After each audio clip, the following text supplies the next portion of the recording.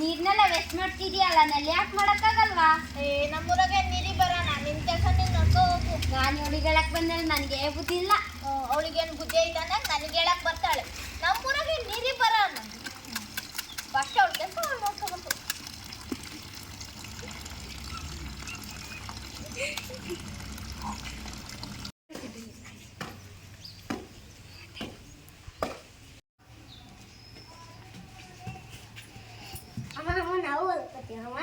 ಹೊಲಕ್ ಬರೋ ಅಂತ ನೀವು ನೀರು ತೂಕಮ್ಮ.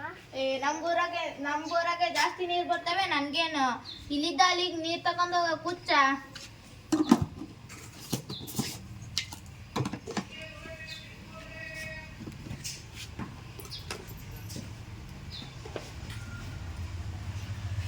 ಬರೀ ಬರೀ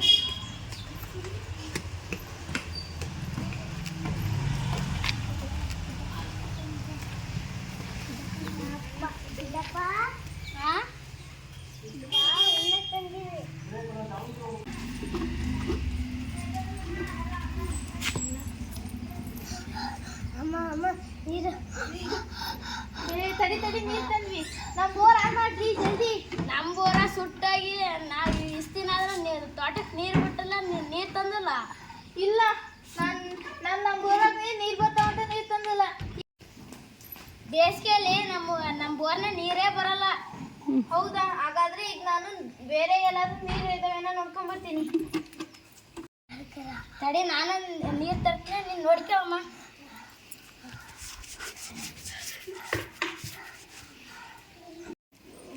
ಎಲ್ಲಿಗೆ ಹೋಗ್ತಿದೀಯೇ? ನನ್ನ ಮಗ ಗಂಟೆಗೆ ಅನ್ನ ಸಿಕ್ಕೊಂಡು ನೀರಿಲ್ಲದೆ ಅಲ್ಲಿ ಸದದ ಕಡೆ ನನಗೀಗ ನೀರು ಬೇಕು.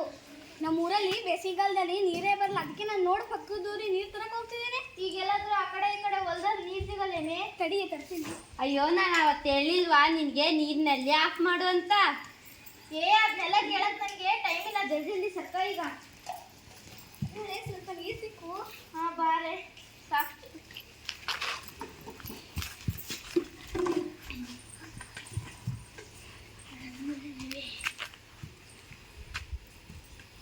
ಅಯ್ಯೋ, ಏನಾಯ್ತು? ಇಲ್ಲ, ಅದೊಂದು ದೊಡ್ಡ ಕತೆ.